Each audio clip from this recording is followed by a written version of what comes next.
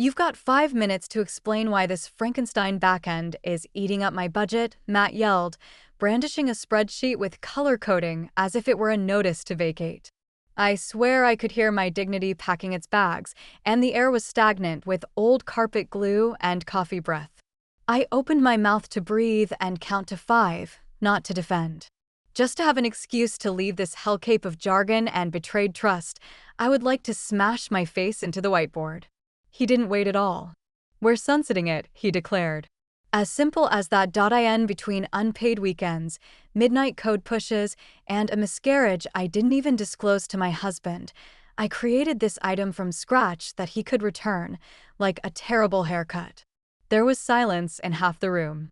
Like they were hoping their necks would break before they had to look me in the eye. The other half nodded quickly. And here's the thing. I didn't leap up and yell, "I am the reason your precious onboarding system didn't collapse when AWS sneezed last quarter," or hurl my coffee. Not at all.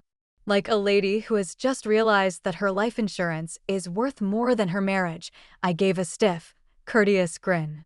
"Listen, before we go deeper down this rabbit hole of mismanagement and corporate farce, do me one tiny favor. Tap that subscribe button and throw us a like. 97% of y'all are just lurking in the background like it's a free Costco sample. It keeps the team caffeinated and mildly sane. And let's be real, this saga is going to be better than whatever reality TV show your aunt's obsessed with." Now back to Matt, who, I should mention, smelled like Axe body spray and unearned confidence. This was a learning opportunity, he said with that smug little smirk. HR must issue as part of the onboarding packet for every VP with a LinkedIn addiction. We'll pivot, streamline, empower other solutions. Translation: he had no goddamn idea what he was touching.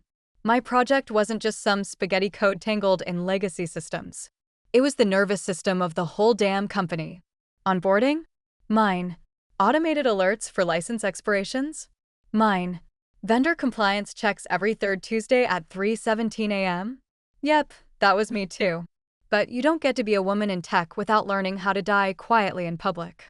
So I nodded, jotted something fake on my notepad, and watched my life's work get dragged to the digital guillotine by a man who probably thinks "git" is just British slang. After the meeting, he actually patted me on the back. Patted me like I was a toddler who just graduated from the big kid potty. "You'll be reassigned," he said. "QA needs more hands. Think of it as a fresh start." Fresh start. Like my resume didn't have 17 bullet points that were now obsolete because he couldn't be bothered to read the infrastructure documentation labeled "critical, do not delete." Fine, burn it down, Matt, but just know I kept the matches. I renamed one folder, just one, documented dependencies, no drama, no Slack rants, no long goodbye posts with a crying gif and a link to my portfolio. Just a quiet, cold recalibration. A single breadcrumb and Amanda, our legal counsel, was about to follow it straight into the fire. They reassigned me to a beige cubicle 2 floors down, next to the break room where the fridge smells like expired yogurt and crushed dreams. My new title, Internal Systems Transition Consultant, which is corporate for let her rot where no one important can hear her scream. So, I didn't scream. I smiled. I went to every meeting, showed up 5 minutes early, nodded at all the right nonsense, took notes like I gave a damn. Didn't ask a single question. Didn't push back when they dumped Jira tickets on me written by developers who still couldn't spell asynchronous. Matt saw it as compliance. "She's come around," I overheard him tell one of the directors. "Finally playing team ball. Buddy, the only ball I'm playing is the one where you're too stupid to realize the system you gutted is the one still quietly keeping your baby's heartbeat going." Because here's what Matt didn't notice. While he strutted through the office high on his own authority, alerts started showing up late. Not hours, just enough minutes to matter. Vendor integrations began dissolving. Support tickets trickled in with phrases like unexpected license behavior and authentication loop delay. A few contractors flagged anomalies. Middle managers blamed external vendors. DevOps threw up their hands. Me? I sipped my bitter breakroom coffee and logged every single glitch because all of it was happening exactly as designed. Not because I sabotaged anything.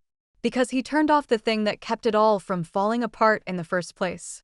That system wasn't just automation, it was invisible glue.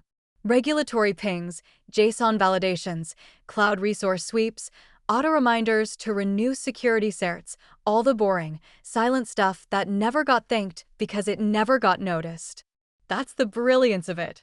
When it works, no one asks how. Now they're asking. And every answer leads to a black box labeled Deprecated Internal Tools. Deprecated. That's a cute way to say you threw away the manual while the engine was still running. But I didn't get cocky. Not yet. I just sat there in my exile, clicking through fake test cases, nodding like a bobblehead while quietly renaming my personal archive, Undocumented Dependencies. Because the whole damn company was one undocumented dependency away from collapse. And Matt? Matt still walked around like the king of budget cuts, high-fiving product leads and crowing about new efficiencies. He even had the audacity to forward me a presentation deck on lean innovation, as if I hadn't already bled efficiency from stone over the last 5 years while he was still trying to spell Kubernetes. But this wasn't about revenge. Not yet. I wasn't going to pull the plug. I didn't need to. He already had. I was just observing, like a forest ranger watching some idiot toss a lit match into dry brush and shout, "It's fine. It's just a little flame." Sure, Matt. It's just a little flame. Go ahead. Keep walking. Amanda didn't say much when I messaged her. Just replied, "My office. 11:15, don't knock." She'd always had a soft spot for the freaks like me, the ones who didn't just skim contracts for salary and stock options, the ones who, God help us, actually read the footnotes. Once, after a particularly brutal compliance audit, she'd handed me a whiskey and said, "You're the only developer I've met who treats boilerplate like scripture." So, I knew she'd listen. At 11:14, I walked in. She didn't look up, just motioned to the chair with her pen like she was about to interrogate a mob informant. I sat, pulled out a USB drive. "I call it undocumented dependencies," I said, sliding it across the desk like it was a crime scene photo. Amanda arched one brow, plugged it in, double-clicked. No theatrics, no speeches. I didn't launch into a monologue about how I'd built the architecture, negotiated the terms, wrote the glue code that bound half a dozen third-party vendor tools together like a ball of corporate duct tape. I didn't need to, because the archive spoke for itself. It wasn't even that big, just a tidy little index of 3 files. 1, my original dev notes, timestamped and backed up through internal systems. 2, a changelog showing every update and version control tag across 4 years, highlighted where vendor API updates were patched. 3, the crown jewel, a scanned PDF appendix to my employment agreement, signed during the company's series of funding crunch. In that little appendix, nestled between 2 typos and a coffee stain, a clause, a single sentence. It granted me retention of partial IP ownership, specifically anything built outside of salaried hours and using personally licensed dev environments, which included, surprise, surprise, the entire automation framework they just decommissioned. And in legalese, it linked that framework to key vendor license authentication strings, meaning no backend, no license continuity, no license continuity, no compliance, no compliance, no contract renewals. Amanda leaned back slowly, reading that one paragraph 3 times. Her brow knitted, then lifted. Then her lips curled in a way that lawyers aren't supposed to smile. "This is still binding," she said, "unless they shredded the corporate doc archive without telling legal." "Yeah," I said, cool as laminate flooring. She stared at the screen, fingers steepled. "They canceled it last week," I added. "Deprecated the repo. Made a big show about it." Amanda's smile vanished. "I gave them a chance," I continued. "Didn't raise hell. Didn't chain myself to the server room. I wanted to see if anyone would actually read the impact reports. Nobody did." Silence. Amanda tapped a finger once on the desk, a slow, rhythmic thunk like a countdown. "They're onboarding a new client this quarter," she said, more to herself than to me. "If the contract references those license agreements, it does," I said. "Page 14, subsection D, got the red line version if you want it." She gave me a long, flat look. "You're not bluffing." "Not even a little." Another pause. Then she stood up, walked to her file cabinet, and pulled out a folder, yellow tag, Henderson label, vendor license stack, active. She flipped to the back, scanned a page, and muttered, "Motherphew." That was the moment I knew the tide had turned. I didn't need applause. Didn't need a standing ovation. Watching Amanda, a woman who's negotiated six-figure settlements without smudging her lipstick, stand there dead silent with her hands on her hips, that was vindication. She turned to me, sharp now. "Okay, we don't go to Matt." "Not yet." I nodded. "He'd just bury it in buzzwords anyway," I said. "He thinks acronyms are arguments." Amanda smirked despite herself. "No," she said. "We go to the board and tell them we've got a legal exposure issue." I stood. "I'll be ready." "Good," Amanda said, "because when this hits the fan, I want you in the room to watch him sweat." It started with a Slack ping. "Hey, Nora, weird question. Did the webbook ever run vendor license renewals directly?" I stared at the message like it was a landmine, then minimized the window. Let them sweat. 10 minutes later, another ping. Different engineer. "Are you still listed on the Jenkins instance? Seeing failures tied to some deprecated shell scripts with your namespace." The system was groaning now. Not screaming, not crashing, just letting out slow, sick sounds like an old fridge before it dies. And the thing about enterprise infrastructure, when it fails quietly, that's usually when you should really be afraid. Onboarding for our biggest new client was scheduled to go live that Monday. 22 departments, 8 figures, time zones, compliance requirements, vendor integrations, the works. It was supposed to be seamless because my framework had made it seamless for years. But now that framework was dead. Matt had killed it, and he had no idea he'd yanked the plug on a machine still keeping the lights on. The first error came in at 9:47 a.m., invalid license chain, vendor OID unverified. By 10:15, support tickets were rolling in like a slow leak turning into a busted pipe, authentication loops, OAuth timeouts, CSV uploads with unknown field mappings. Product managers tried to blame the client, engineers blamed the vendors blamed network latency. Matt blamed the interns. "You're telling me the entire onboarding toolchain is down because of bad copy-paste practices?" He snapped in the ops huddle, chewing gum like it was the intern's soul. No one corrected him because no one could explain what was wrong. Licensing pings that were supposed to authenticate the integrations? They weren't firing. The microservice that handled secure credential injection? Missing from the deployment logs. Why? Because it lived in a private repo flagged deprecated_internal_nm and wiped during the great efficiency pivot of last week. My repo. And because I was reassigned, no one had root access to spin up backups. The irony? All those little failsafes I'd coded in, the self-healing scripts, the fallback license checks, the heartbeat schedulers, were smart enough to fail gracefully. So instead of loud system crashes, they just returned neutral errors. Silent red flags. The system was warning them politely. And Matt was too busy leading his agile excellence stand-ups to notice the smoke. By noon, 4 teams were running side-channel audits. 2 engineers had escalated to the CIO when a product lead rage quit a team's call mid-sentence and sent a "we need to talk" email to her director with 7 screenshots and a subject line that just said, "WTF is this?" Back at my little exile desk, I opened a browser tab to our internal health dashboard. I watched the warning pings, not responding gaps in graphs that were supposed to show uptime. And I smiled, just a little, because I told them. Documented it. I offered transition support when they shut it down. Hell, I even built them a PowerPoint walkthrough, which Matt ignored in favor of a new template with animated icons and stock photos of people pointing at graphs. This wasn't revenge.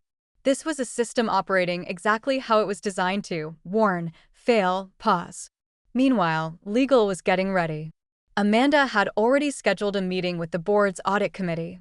The client hadn't noticed the full extent of the failure yet, but their procurement team had sent an odd request. They wanted to re-verify license continuity as part of onboarding validation. That was the first crack, the groan before the splinter. And Matt was still walking around asking if someone could just hard reset the cloud. The email hit at 4:07 p.m. Subject line: role clarification and transition plan. Corp Speak 4, we're shoving you down the org chart so fast your badge might demagnetize. It was short, clinical. 2 sentences in, I got to the meat of it. Effective immediately, you are reassigned from the Software Development Division to Internal Systems Transition Support under a new title, Internal Systems Transition Consultant. I laughed out loud, alone. The guy in the cubicle next to me peeked over like I'd finally cracked. And maybe I had, because nothing says corporate exile like being given a title that sounds like you're supposed to fix your own funeral. Matt made the announcement the next morning during stand-up, like it was some kind of promotion.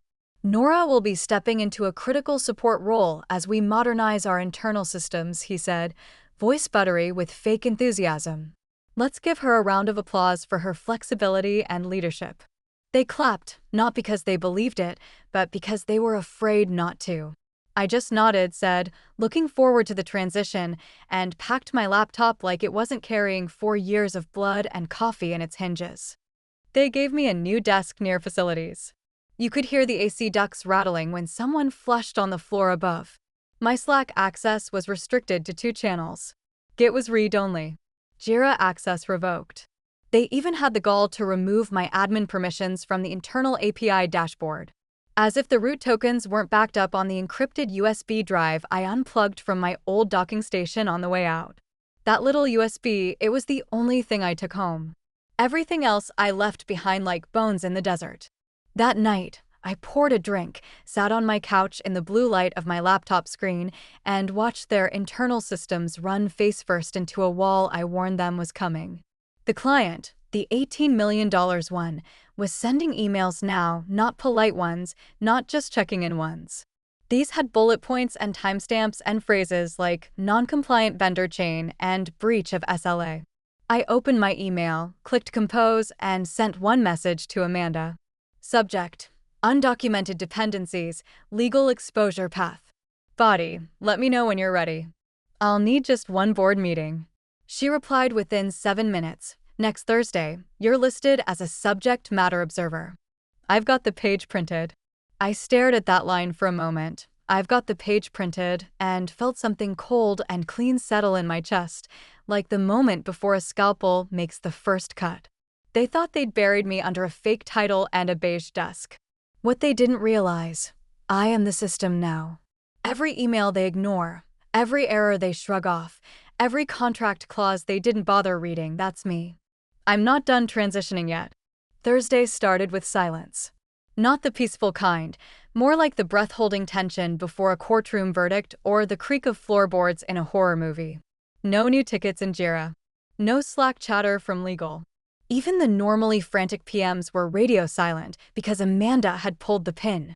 At 9:12 a.m., she flagged a formal alert to the board's audit subcommittee, potential legal exposure, urgent, attached preliminary findings vendor licensing chain, contract validity, and internal asset attribution. And just like that, the temperature dropped 10 degrees in every corner of the company that mattered. See, vendor compliance isn't just a checkmark, it's the thing that stands between a deal and a lawsuit. And our crown jewel client, the one with the $18 million renewal teed up and press releases drafted, had lawyers who read contracts like scripture.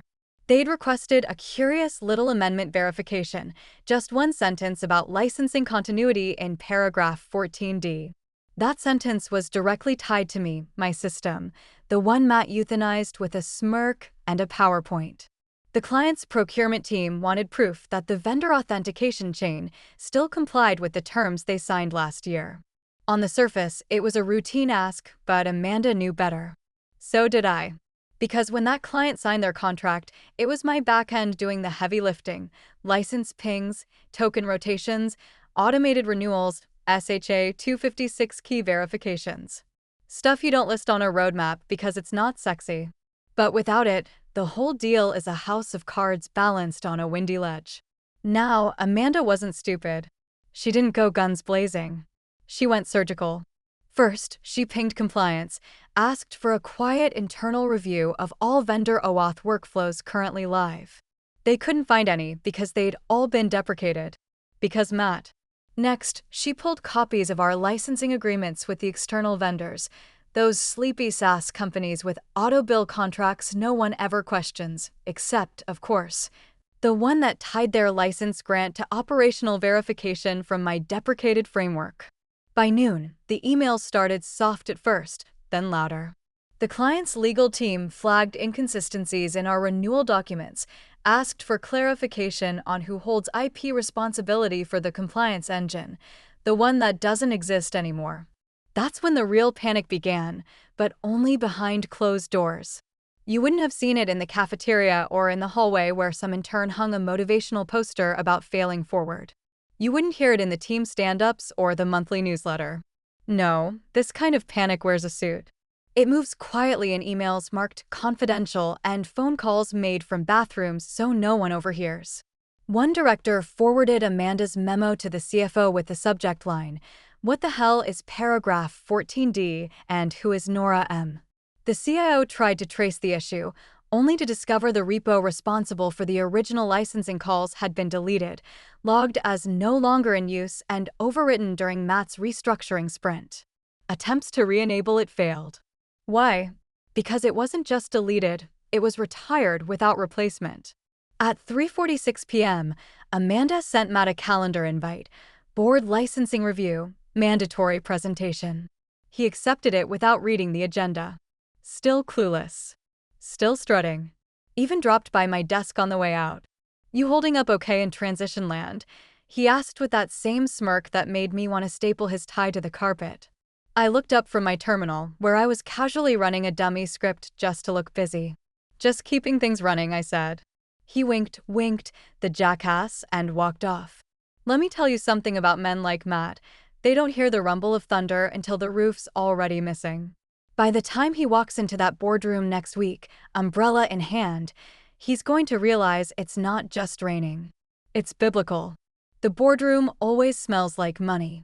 Not fresh bills, but that stale, expensive scent of filtered air, polished wood, and overpriced still water no one actually drinks. I sat at the far end of the table, name tag flipped backward, labeled Observer, Internal Systems. Matt waltzed in late, because of course he did, tan suit, perfectly gelled hair, stack of printouts like he was auditioning to be CFO of a toothpaste brand. He fist-bumped the CFO, gave Amanda a nod like she was a temp. Didn't even look at me. Perfect. He plugged in his laptop, opened a slide deck titled Operational Readiness and License Continuity, Q3 Renewal Assurance.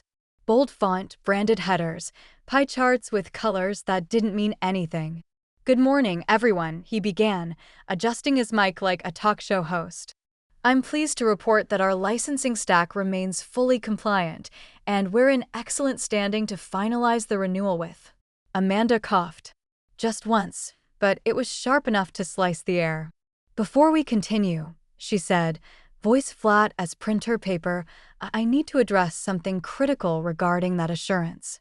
Matt paused, smiled the way toddlers smile before knocking over a glass of juice.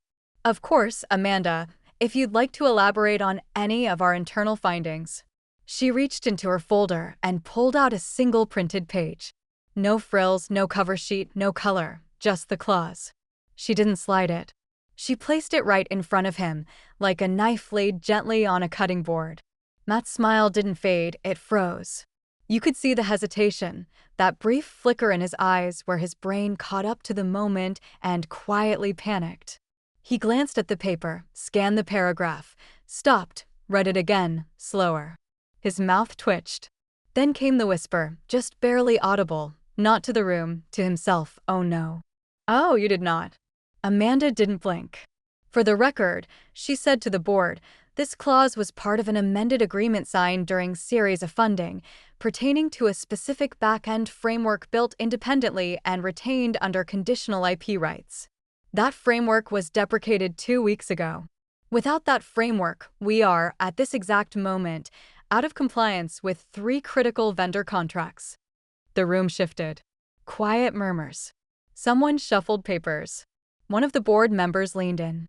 Matt looked up, finally noticing me across the table. I didn't smile.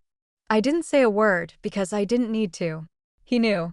It hit him all at once that his budget streamlining, his so-called efficiency optimization, just walked this company into a legal landmine wearing heels and a name tag labeled Observer. Amanda continued, flipping through her notes like she was reading a bedtime story. Furthermore, she said, due to the nature of the agreement, we are not permitted to retroactively claim compliance without either reinstating the original framework or renegotiating vendor terms, both of which require written approval from the IP holder. She didn't say my name. She didn't have to. The CEO leaned forward. Matt, did you know about this clause when you sunset that system? Matt opened his mouth, closed it, tried again. I was under the impression that all critical systems had been transitioned properly. Amanda raised an eyebrow. Did you read the clause? Another pause. He blinked, stared at the document like it might rewrite itself if he just squinted hard enough. And I sat back, let the silence stretch. Because that silence was mine. I'd built it. I'd earned it. And now he was choking on it. At first, Matt thought he could spin it. You could see it, his mouth twitching, eyes darting from the paper to the projector like he was searching for a backup slide that might save him. Like maybe there was a footnote somewhere that said, "Just kidding, none of this matters." There wasn't, because the clause wasn't vague. It wasn't ambiguous. It was surgical. All automation systems developed independently outside salaried hours and maintained under self-licensed tools by the undersigned, hereafter referred to as the developer, retain IP ownership. Any operational reliance or compliance referencing these systems shall constitute functional attribution and require developer consent for continued use. Translation: I built the spine of your business. You killed it. Now your contracts are paralyzed. He skimmed faster now, sweat blooming under his collar. One hand gripped the table edge like the wood could anchor him in place. Then came the second line, highlighted in yellow. Retired systems do not constitute termination of reliance if subsequent contracts reference outcomes derived from them. That's when it hit him. You could see it bloom behind his eyes. Panic. Oh no, he muttered. Oh, you did not. I watched, still silent as the boardroom shifted. The CFO leaned forward, whispering to his assistant. The COO pulled out a phone, typing something furious. Two board members were already flipping through their printed contract summaries. Amanda didn't move. She'd already done the math. We've confirmed, she said, tone flat but final. 3 vendors, Licentech, Quadrivault, and Tricomply, require active verification nodes built from Nora's framework. Those nodes were deprecated on August 7th. Which means we've been non-compliant for 2 weeks, said the CEO, cutting her off. His voice was low, tight, like he was trying not to scream. Amanda nodded once. And the client's legal team has started asking questions. If they get wind of this clause, they walk, said the CEO. They sue, added the CFO. Matt finally looked at me, not with arrogance, not with dismissal, but with fear. Like I was the ghost of a mistake he didn't realize he'd made until it was already strangling him in front of a live audience. I didn't flinch, didn't blink. I just said, quietly, I was asked to build something invisible. I did. And I let it hang in the room, like smoke from a slow-burning fire. The silence afterward was glorious, the kind that doesn't ask for attention because it already owns the room. The kind of silence that doesn't end, it transforms. A board member broke it first. Why wasn't this clause surfaced during Matt's restructuring push? Amanda didn't answer directly. She just looked at Matt. He stammered, I was under the impression we had migrated all critical infrastructure. You didn't migrate it, I said calmly. You deleted it because you thought anything that didn't have your name on it didn't matter. And then I leaned back, hands folded in my lap. I'd spoken my one sentence. That was all I needed. Let them fight now. Let them scramble. I wasn't there to gloat. I wasn't there to save them. I was just the observer, the ghost in their machine. And for the first time, they heard me. The next morning, the Slack channel for all hands announcements pinged with a new post from the CEO. Effective immediately, Matt Kessler will transition to a non-operational advisory role focused on internal documentation strategy. No title. No thanks. No emoji. Interns asked what documentation strategy meant. It meant exile. By noon, his name was scrubbed from the dev pipeline dashboards. His standing meetings vanished from the calendar. His badge still worked for now, but the corner office lights stayed off. I watched it all from my desk, sipping burned coffee with a quiet detachment that felt more like exhale than victory. Across the glass, legal was on their third closed-door session of the day. The audit committee had issued a formal memo recommending a strategic leadership reevaluation in light of avoidable contract degradation. Amanda slipped me a note at 3:06 p.m., handwritten in elegant cursive. The board wants to offer you CTO, advisory equity, title of your choosing. I read it, folded it once, slipped it into my laptop sleeve. Then I opened a new email to Amanda. Subject: Offer. Appreciate the gesture, but I'm declining. I've already moved on. Please find attached the incorporation notice for Ghost Layer Systems LLC, including signed client onboarding from Redacted, effective immediately. They were never renewing. We're waiting. I hit send. Then I stood, walked past Matt's now dark office, and didn't look in. Didn't need to. The company would survive, probably, eventually. But the damage was done. They let a man with a machete for a budget and buzzwords for brains to go through a server room while wearing a blindfold, not because I wanted to see it burn. They weakened themselves. I simply let gravity take care of the rest. It was a calm, steady lift ride down, like coming up out of a deep dive. Amanda sent me a final text as I was leaving in the late afternoon light. You didn't have to do all that. You had the option to ignore it. After a moment of staring at the message, I responded back. This was never revenge. It was only cleaning. You office survivors, thank you for taking part in the fun. Get more switch-flicking drama by subscribing. Let's get your old coworkers to perspire.